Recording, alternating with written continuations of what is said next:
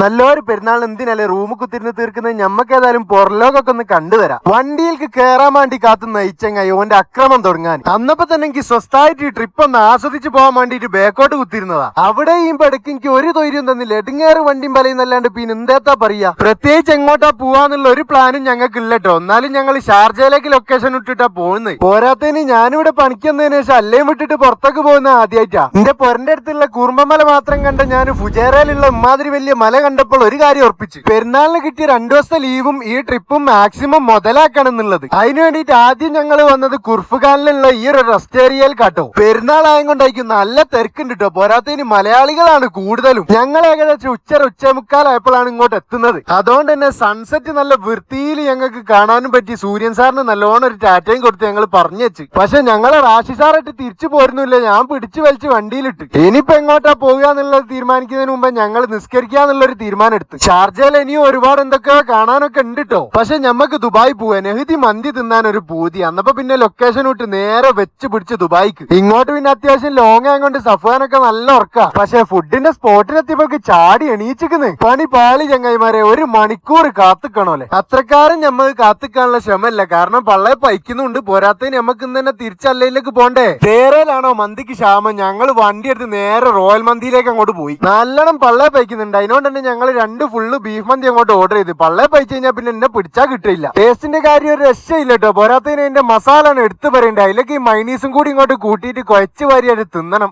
ഔ, ഇനി ഏതായാലും ഞമ്മക്ക് വേഗം നമ്മളെ നാട് പിടിക്കാൻ നോക്കുക. അല്ലെങ്കിൽ നാളെ രാവിലെ ആയിപ്പോ അടത്താൻ. ചെറിയൊരു ഉണ്ണിയർക്കുറങ്ങി എണീച്ചപ്പോഴേക്ക് തന്നെ നമ്മൾ ഇങ്ങോട്ട് എത്തിക്കുന്നു. ദുബായിലും ഷാർജയിലും പെരുന്നാളൊക്കെ ആയതുകൊണ്ട് സംഭവം ബിസിനസ്സും തിരക്കും കാര്യങ്ങളൊക്കെ ഉണ്ടെങ്കിലും വലിയ പെരുന്നാളിനെ സ്വീകരിച്ചുകൊണ്ടുള്ള അലങ്കാരങ്ങളും ലൈറ്റും കാര്യങ്ങളും നമ്മൾ അല്ലെങ്കിലും മാത്രമേ കണ്ടിയുള്ളൂ കേട്ടോ. ഇനിയിപ്പോ ഇതുപോലെ ഈ രാജ്യം കറങ്ങണം എന്നുണ്ടെങ്കിൽ അടുത്ത പെരുന്നാൾ വരെ കാത്തിക്കേണ്ടി വരും. ഞമ്മക്ക് ഏതായാലും എന്നാ പിന്നെ കാണട്ടോ.